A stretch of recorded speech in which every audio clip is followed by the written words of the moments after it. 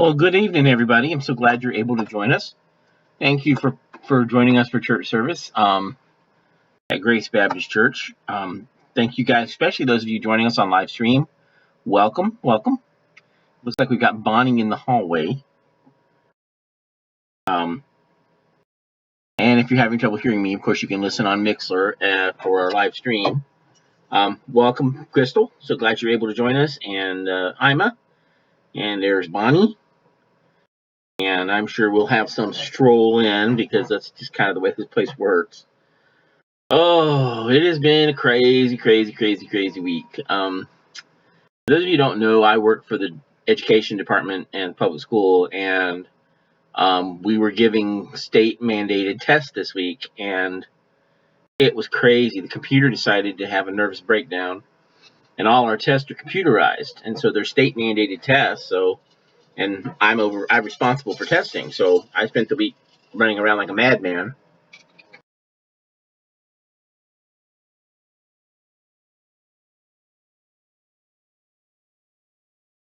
As a matter of fact, I went in today and spent from about 7:30 to 2 o'clock this afternoon trying to make sure everything was ready for next week.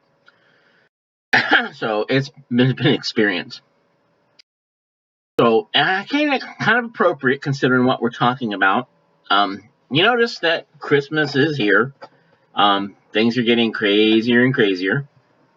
I've seen Christmas carols, and there's actually a station on on television in our house that shows nothing but Christmas movies, like 24 hours a day, 7 days a week. It's all they show. And they're Hallmark channels, but it's a Hallmark Christmas channel, and it's all I think they always show. And it just, after a while, you start to get numb to it because it makes Christmas out to be something that's about the gifts and the ribbons and the tree and the Santa Claus and the elves, the reindeer, and all the things that we have wrapped around Christmas. And so tonight, I want to go back and look at the ghost of Christmas past. You notice that Christmas kind of tends to magnify things. If you're struggling with the loss of a loved one, it seems like Christmas is the hardest time of the year.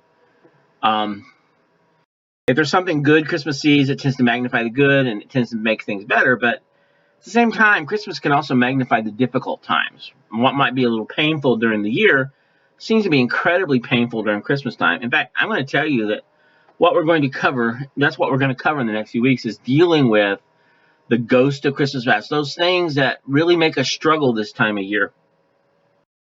The reality is that I think we all have things we carry to the table that we don't realize, and we get so caught up in it that we lose sight of what's truly important. And so tonight we're going to look at the ghost of Christmas past, and we're talking about being offended. Now, I know the running joke is, and I apologize if one of you is a millennial. I'm not trying to make fun of you. I'm pointing out something that in our society, especially the United States, millennials are, we call them, they're called snowflakes because they get offended over the slightest things. Speaking of which, I saw the other day that DC Comics has decided to change Batman's costume because people were offended by the fact that he wears a black costume. They said that Batman offends them because he supports the Hong Kong protest for democracy, and that DC is, attacking China. And so China has decided, and so they're going to change Batman's costume because some people got offended by the fact that it's a black costume. Well, I have to neutral, folks. Batman's wearing a black costume since the 30s. There's actually an old black and white movies, if you care to see them, they're very interesting. Batman's got really long ears in that one, where Batman's wearing a black costume. It's getting ridiculous where we get offended by the slightest thing. You say boo and you're offending somebody. Somebody, oh no, that's I'm so tired.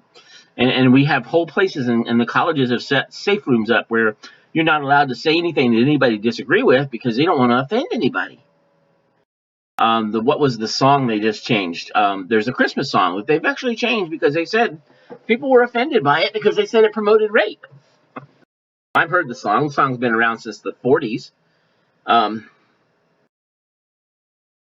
Yeah, during the 1960s, he wore a kind of a purple outfit, um, but he's always wore black. Yeah, blue and gray, purplish type. Yeah. And so I want to talk about getting over being offended. Because brothers and sisters in Christ, that's not something that we should be dealing with. God has done a real work in our heart. He's changed us. And I want to talk to you about overcoming being offended. At all, how many of you know somebody that's easily offended?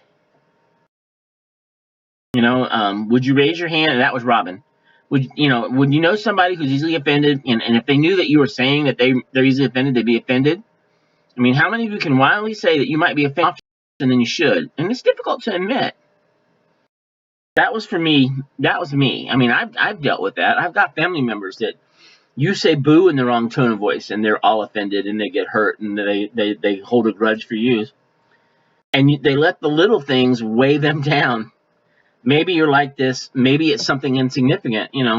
For example, if you're driving a car and you let somebody in that really wasn't their turn, and if they didn't give you the courtesy obligatory thank you wave, or just a simple nod like, I acknowledge you're really righteous and a godly person for letting me in when I could have been waiting here for a long time, you get irritated. You get all mad and it offends you, and you're screaming at them and ranting and raving. Well, I let you in, and you weren't even courteous enough to say thank you. I just wanted to kind of remind them to say, when you get out of the car and go up there and say, you need to say thank you because I did that good thing for you. Same is true if you open somebody's door for them and they just kind of walk right in, not even thank you. And you're sitting there all day long. This is my job. I can let little things like that get to me. Maybe for you, you're talking to somebody, and the whole time you're trying to have a conversation, they're just on the phone, just looking, going over their internet, or having a conversation with other people, and you're trying to talk. And you're like, would you put that stupid thing down? Look at me. Some of you, that might get you speaking on the phone. It's really easy now with technology to find new and creative ways to become offended. For example, your friend doesn't follow you on Instagram, and you like all of their posts. It's like, I'm not even worthy of being followed. Or do they follow you and they don't comment? And they're even worse, they follow you and then one day they don't. Oh, I'm unlocking all of my likes on your page because you just unfollowed me.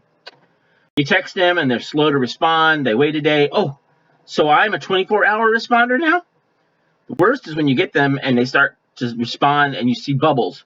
There are bubbles there, and you see the bubbles and then there's no text. I saw the bubbles. You started, then you dumped me. Why did you dump me in the middle of the text? I thought we were friends. I could get really offended by this. I mean, people do.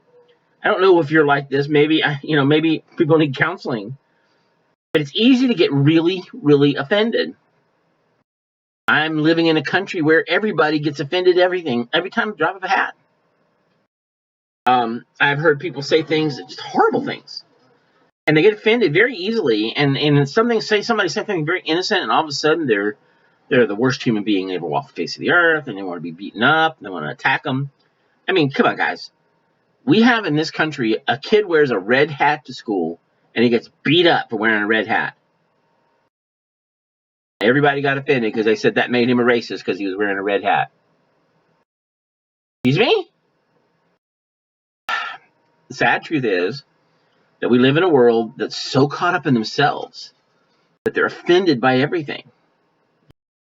And the holidays come, and then the person who's always late doesn't bring anything to eat, and they don't bring any food, and they come show up for church Tupperware, and because they think that even though they're taking it all home, and maybe that person isn't in your family. It's so easy in the holidays. Someone tells you, I don't like the way you're raising your kids, and they make one comment about the kids, it's game on. I don't care if it's Christmas, baby, you just crossed the line.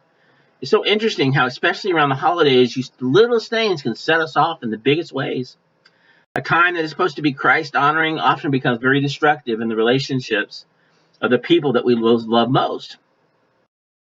I mean, we've got the little things. We look at the little things and we get so worked up about them. But I'll let you in a little secret, folks. All that little stuff, 1,000 years from now, if you're a believer, 1,000 years from now, it's not going to matter a bit. The fact that the person caught you up in traffic, So what? You're going to be in heaven. You're going to spend the next, if you're a believer, you're going to spend in heaven for the next a million years or trillion years. And 100,000 years from now, that 5-minute insult means nothing. But we get so offended because we're so focused on the here and now that we lose sight of what's truly important. Now, the reality is that it's not all just little things. I mean, the reality is for many of us, there's some significant hurts and wounds that emerge this time of year. Some of you, you've been betrayed, or someone perhaps lied about you or let you down or represented one thing and then lived a totally different way. Some of you have been abused. Some of you have been in family situations where you're very, very dysfunctional and hurtful for years and years and years and years. Challenge so often when we're offended, when we let the offenses seep into our heart and overcome our attitudes. All of a sudden, we've got many of us who have entire Christmas dinners that are completely destroyed. We don't want to be in the same room with that person, even though they're my brother, they're my sister, or my uncle.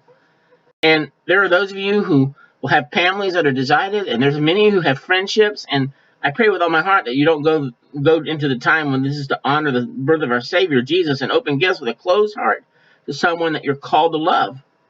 I hope that you don't celebrate the love of Christ while hating somebody that's very close to you. Because I'm going to tell you something, folks. Anyone, according to the Bible, anyone who claims to love God and hates his brother is a liar. Say that again. Anyone who claims they love God but hates his brother is a liar. You're called to love.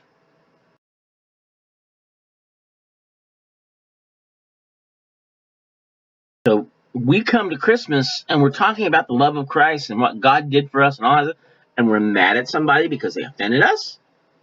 We hate somebody that's close to us. I pray that you will never enjoy the grace of God without extending the grace of God to others. That's why in this season, I want to talk to you about overcoming offenses. Look, guys, the guy's reality is that your life is too short and your calling is too great to live offended, and we're all called. I am not the only one here who was called by God into ministry. Every last believer is called into ministry. If you're running around holding a grudge and you're angry at somebody, you're destroying your own ministry. You've hurt your own testimony.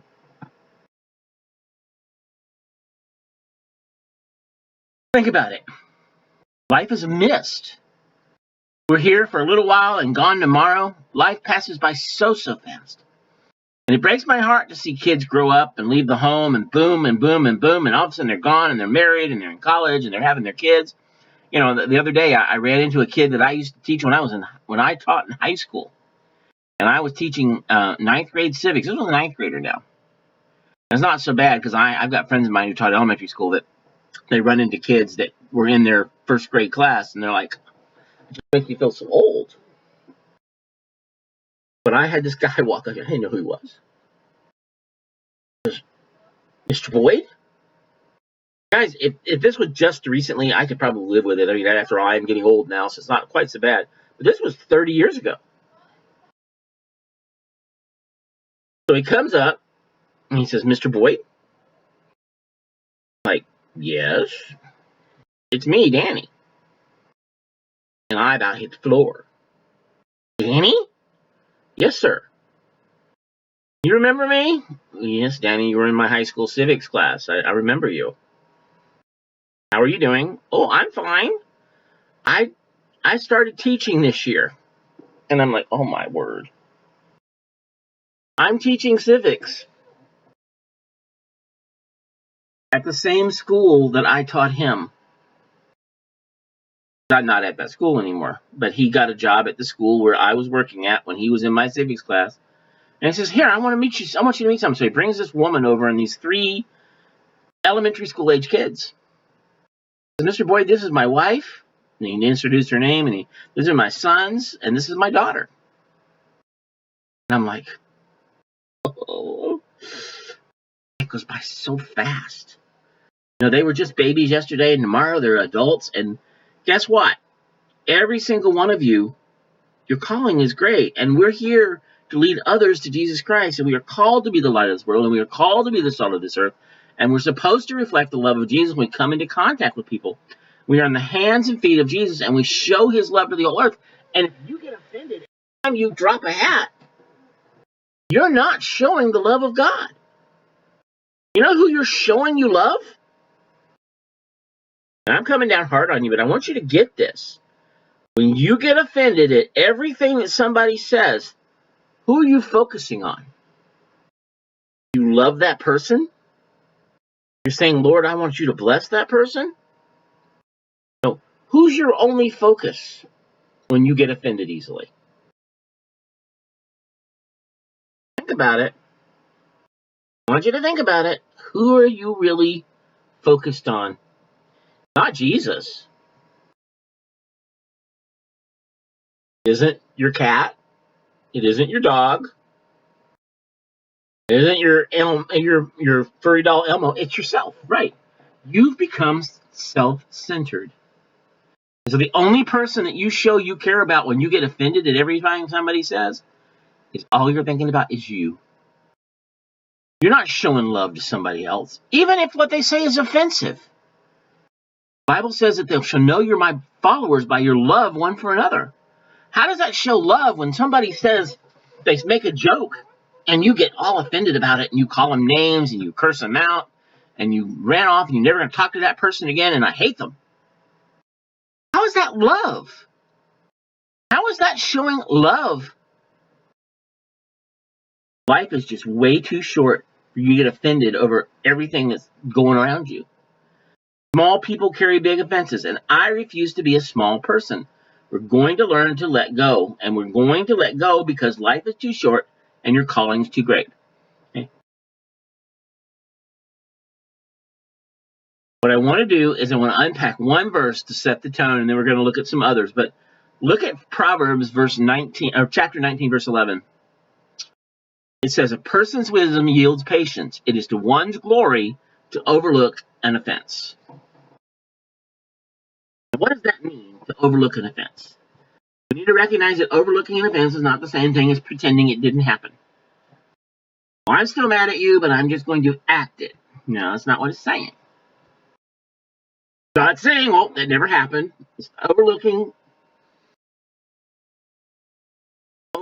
in the fact that it's already dead. It's a conscious decision to let go. In other words, it's a form of forgiveness. Almost like in the moment decision to forgive. It's a real-time decision that I'm going to rise above this, and I'm going to choose in the moment not to let this. In fact, the word overlook is used in the English language. It actually comes from two words that are translated overlooked. Those words literally mean to pass over. One's glory to pass over an offense, to overlook an offense, to get above it in your heart, to rise above it spiritually, and to get closer to God. So close to God that you're not going to be low enough to let a meaningless offense take you off of God's calling. A person's glory to rise above, to overlook, to pass over the offense. In fact, Roman Descartes said, whenever someone has offended me, I try to raise my soul so high that the offense cannot reach it. Whenever anyone has offended me, you need to try to raise your soul so high the offense can't reach it. Your life is too short, and our calling is too great. Let something small distract us from something so big. Life is too short, and our calling is too great to live an offended life. What I want to do is, and we're going to talk about the two smaller offenses first. And we're going to deal with the heavier ones in a minute. But let's be honest. There are many of us that have deeper wounds that follow us around for years and even generations. The statement in your notes, is this: with God's help, I'm getting over this. Everybody knows that we can only do this through God. I'm not telling you can do this on your own. This is not a matter of willpower. This is not a matter of your own strength. This is not a matter of your own ability. This is saying I can let God oversee me through this, to overlook this offense. God's help, I'm getting over being easily offended. With God's help, Ephesians 4, chapter 2 says this. Chapter 4, verse 2. Always be humble and gentle. Be patient with each other, making allowance to each other's faults because of your love. So what's our motivation? Because of our love. How do we love? Because God enabled us to love. We can't even love on our own. God has to give us the ability to love. And because he's given us the ability to love, the mark of a believer is our love one for another. And love translates into being humble and gentle and patient with each other, making allowance for each other's faults because you love them.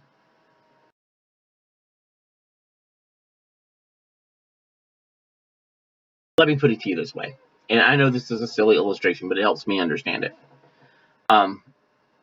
I used to have this black lab. His name was Licorice. He was my best friend.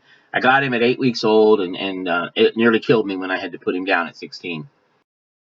He was a good, but my memory of him is very different than other people's memory of him. You know what? Because he was my dog, and I loved him. So he got away with a lot of things around me that I didn't necessarily remember him ever doing. You know why? Because I can overlook his offenses because I loved him. Same thing holds true if you're husband or wife. Sometimes your husband and wife can do things that get on your nerves. But if you truly love them, you learn to overlook the offenses because you love them. You make allowance for their faults, and you are patient with each other. It's a lot easier to be patient with somebody you love than somebody you hate. Somebody you consider your enemy, it's hard to be patient. No matter what they do, they can't do anything right.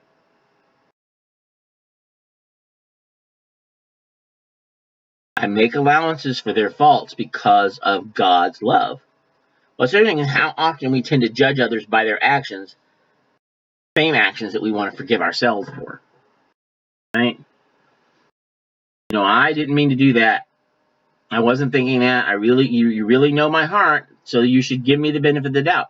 Yet we're so quick to point one finger at someone else's actions, then we really have these three fingers pointing back at us. We judge them by their actions, but we judge ourselves by our intentions. Here's the problem with that is, you know your heart, but you don't know their heart. You don't know what's going on in their head. You don't know what they're thinking. Several years ago, a young man went to college, and this guy just started torturing him. Oh, he made him miserable. He knew the guy was a Christian, and he did it specifically so he could torture the guy. And everything, the guy couldn't do anything. I mean, he literally, one day he beat him up, and the next day, and the guy just keep trying to love him. Finally, after about 4 or 5 months, the guy came to him and says, I have driven off every Christian that's ever lived in this dorm. I don't believe in Jesus Christ because I've never seen it lived out. But I got to tell you, I need to know what it is you have, because I'm going to tell you right now, my life is empty and I am dead, and I need to know what it is that drives you, because I've seen real evidence. You're different.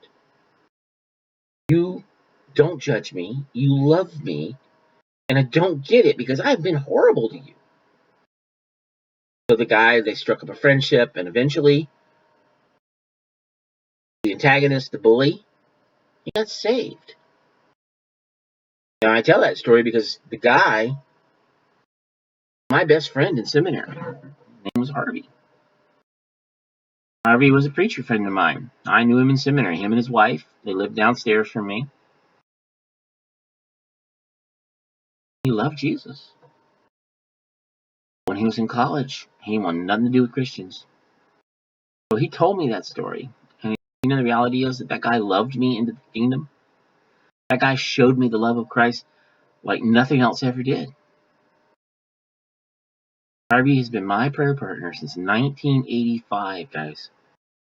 I don't even think I want to do the math. My prayer partner. Harvey and I are about the same age. Both getting old. But it was the love of Christ living out in front of somebody that chose not to be offended when Harvey was mean to them. They might come to know Jesus Christ as Savior and Lord.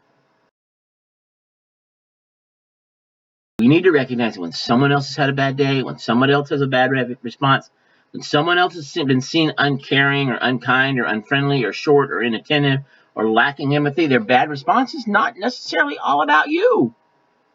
It's not. You're not the center of the universe. Their bad driving is not an attempt to offend you and ruin your whole day. Their snarky remark is not about you. The fact that they walked by fast without saying thank you is not about you. Not about you unless you bring it up. Well, okay. Whenever someone is short with me, What you've got to learn to do is to ask yourself, I wonder what they're going through. What path are they walking through?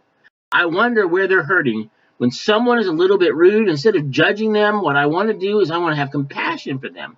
I wonder if there's some way I can minister to them. Wonder if they need prayer. Instead of immediately taking offense, what I want to do is to have the attitude of Christ. I want to have compassion on someone because I'm getting over being easily offended. You guys have seen that.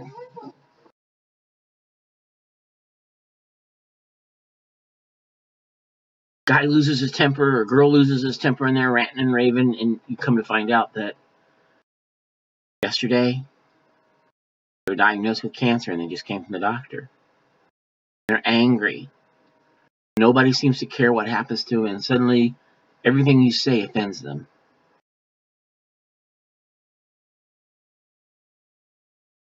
Maybe, just maybe, when you run into those people who say something that really seems to antagonize you, they're crying for help. I need to know. I need to hear about the love of God. I need to know that Jesus died for me and rose again.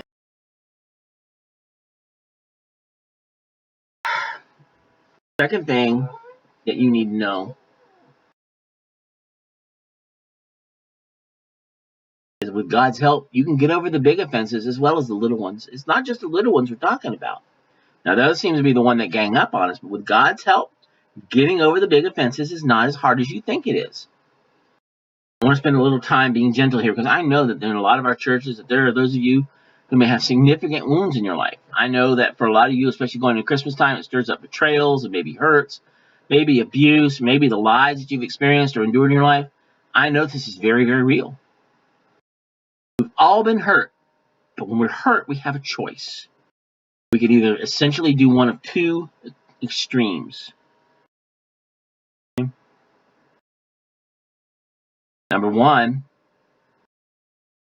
you can choose to overlook the offense.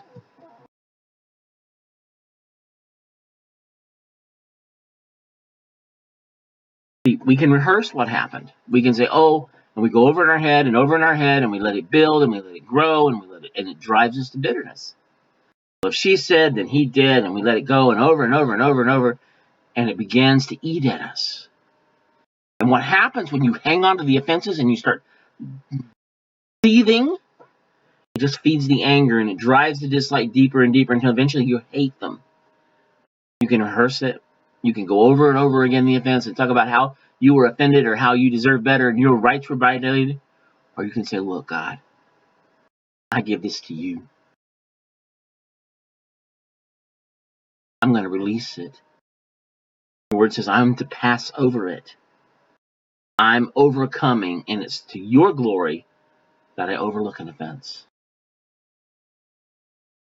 Purpose of forgiveness for some, it may time, but as we continue to seek God, we continue to press into Him, and we continue to pray, and we continue to seek to do the right thing, His Spirit can actually start to change your heart. In fact, Colossians 3:13 tells us we're told to make allowances for others' faults and forgive anyone who offends you. Some of you, you're thinking of somebody right now. What do we do? Remember, the Lord forgave you, so you must forgive others. The Lord forgave me, so I'm called to forgive others. How do you forgive someone that seems unforgivable? How do you forgive something that's so wrong, so brutal, and so horrific? Not only how do we forgive someone that hurts us, but you know that sometimes what's more difficult is forgive someone that hurts someone we love. Oh, you messed with my kid, that's another story. You messed with my wife. You messed with my grandfather. Okay. How do we forgive?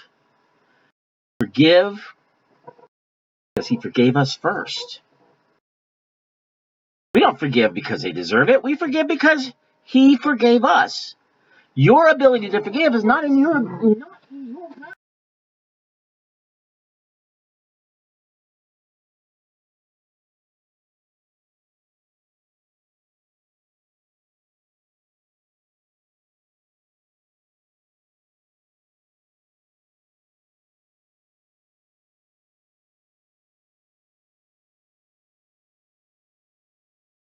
I don't know what happened to the microphone.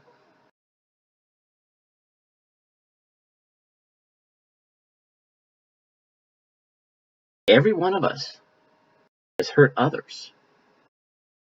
Don't tell me you haven't, because I know we have. We don't realize it when we do it because we think, oh, well, I deserve to be forgiven for that. But the truth is that for every hurt you've ever experienced, I guarantee you've hurt somebody else. Believe me? I want you to think about it this way. I want you to think about your relationship at work. You ever got mad at somebody at the job because they did something better than you and you thought you deserved their help? You deserved it more than they did? Somebody got the job and you didn't, and you're mad at them? And you treat them like scum?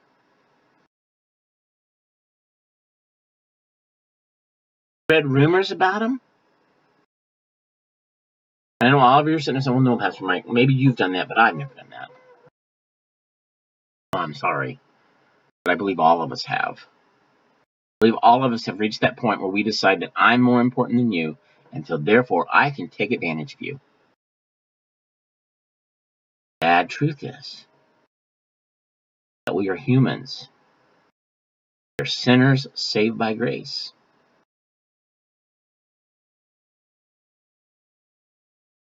Got to be a process. I've got to freely forgive as I've been forgiven. God, give me grace as you're giving me grace. God, I pray for this person. Let me ask you a question. Somebody's mad at you. You're mad at somebody. Somebody's offended you. Pray for them. When did you start praying for that person? Start begging God to work in their lives, to restore the relationship with you too if it's cost you. That's what we're called to do. We're supposed to pray and lift them up. I think that's one of the reasons we're called to pray for our leaders. I'll tell you right now, you want to know how to love someone? How to let God work in your heart? Start praying for them.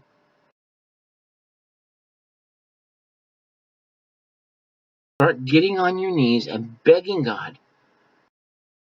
to comfort that person or to help that person or to walk with that person. They may be the most obnoxious person you know, but you know what? God is saying you pray for them. Because I'm going to let you know a little secret.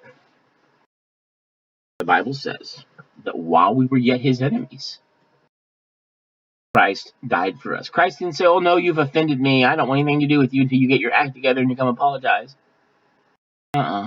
He didn't say that, did he? He said, I love you. I'm going to die for you in your place, even though you consider yourself my enemy. Dying for you because I love you.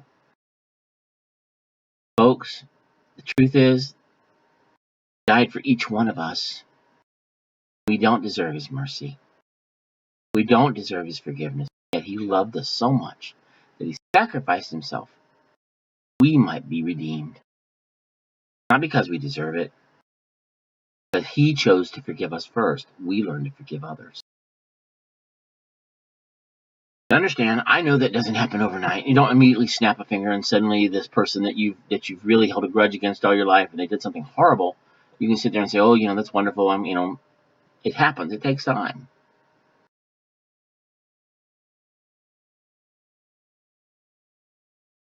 Maybe it's a spouse committed adultery. And you can sit in a Christian circle and say all day long, well, adultery is grounds for divorce, but Scripture also says, salt of the grounds, forgiveness. It's also grounds to be forgiven. I know it's complicated, and I never had to walk through that, but pray that I never do.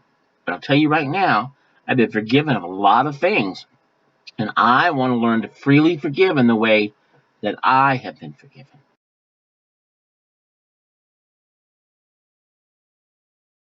How do we forgive something that seems truly unforgivable? In the same way that Christ forgave us.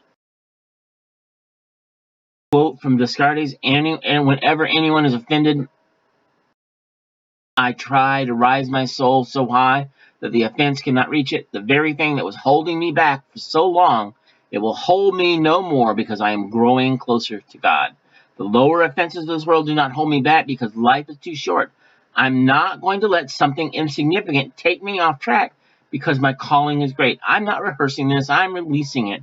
I'm not rehearsing it. I'm releasing it. I'm getting over it. I'm getting over it, and I am getting over it. Over time, we're no longer saying I'm getting over it because of God, I'm over it, God.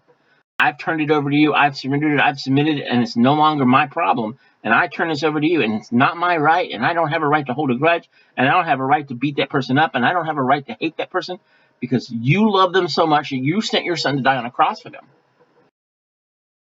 Think about your worst enemy. Jesus died for them too. You know that? The person that you dislike the most, Christ died on the cross for them.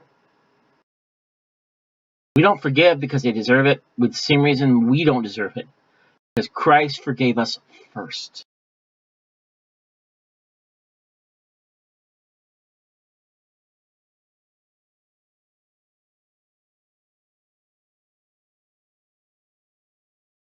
Old Testament, we have the story of Joseph. Joseph gets thrown into a well, and his brothers sell him into slavery because they're jealous. Joseph is bought by these slave owners. His brothers were originally going to kill him, and then the oldest brother managed to talk them into just selling him into slavery, with the intention that as soon as they went away, that he was actually planning on coming back and rescuing him. When he comes back, of course, he's gone because they've sold him to the slave traders.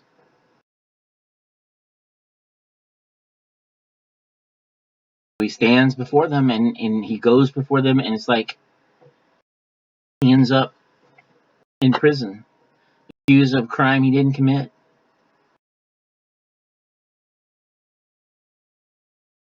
Out of prison, and he's made an advisor to the Pharaoh. In fact, he becomes the second highest ruler in Egypt. Drought hits. Brothers show up to buy food, and they don't recognize him. Long series of events. Eventually,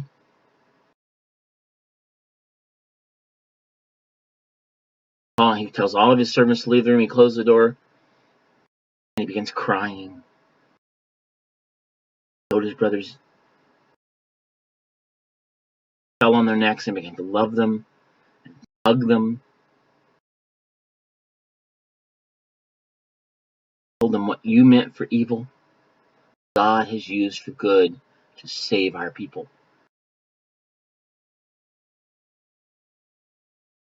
Because I'm going to let God be in control. I get over it because I'm not in charge. I can get over it.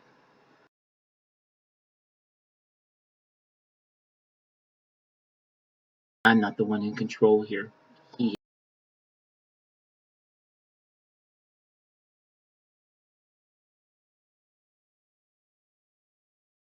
Shame, with God's help, give this to God, and I'm over it. I want you to look at what 13 through 15 says. Be gentle and forbearing with one another, and if one has a difference in a grievance or a complaint against another, readily pardon each other. Even as the Lord was freely forgiven you, so just you also forgive. And above all these, put love and enfold yourselves in the bond of perfectness, which binds everything together completely in ideal harmony. And let the peace, the soul harmony which comes from Christ, rule, act as an umpire continually in your hearts, deciding and settling with finality all questions that arise in your minds.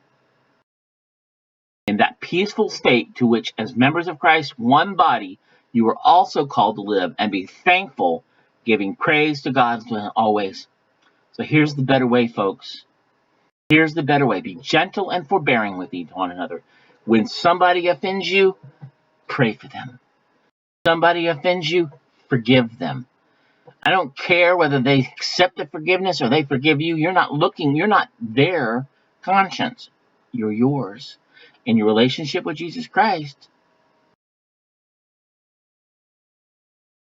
about you saying, God, help me forgive this person. Help me to live my life truly forgiving them. Let you act as an umpire in my heart, settling with finality all questions that arise in my mind. That's what we're called to do. Above all these, love. Fold yourself in the bonds of perfectness. Binds everything together completely in ideal harmony. Bottom word here. Bottom line to all of this. Love one another. You're not offended by them. It doesn't bother you that somebody said something that's meant to hurt you because you love them. Truly love them.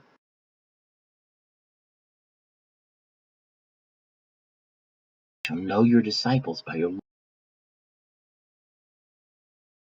Get offended? God forgiven me for. Maybe, just maybe, all those things that we think are so important have been about anything other than utterly and completely, totally and unquestioningly calls you to love, share the love of Christ with a world that is an enemy with God.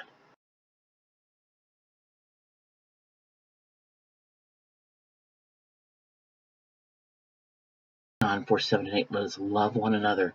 Love is of God, and who knoweth God is born of God. Love one another, 1 John 4:7-8. Sorry. It's an old song we used to sing when I was a Bible song from 1 John 4:7-8.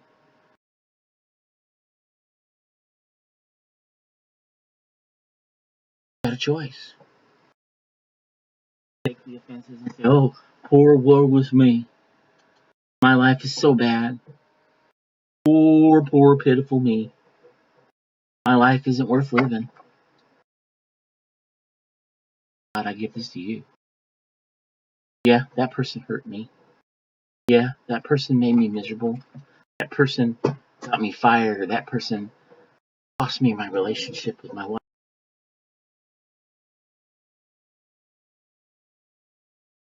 I forgive you. Far worse. Anything you can forgive anybody else for. God so loved the world that he gave his only begotten Son, that whosoever believes in him shall not perish but have ever. Why? Because he close in prayer. Father, your word says we are called. We are called according to you. But people hurt us. The word says to turn the other cheek. It says to love them in spite of how they treat you. Father, help us to be wise. To love others as only you can. Thank you, Father, so much. In your most precious Son's name.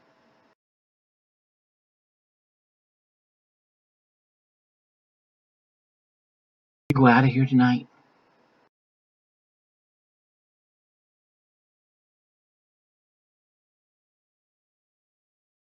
Loves you so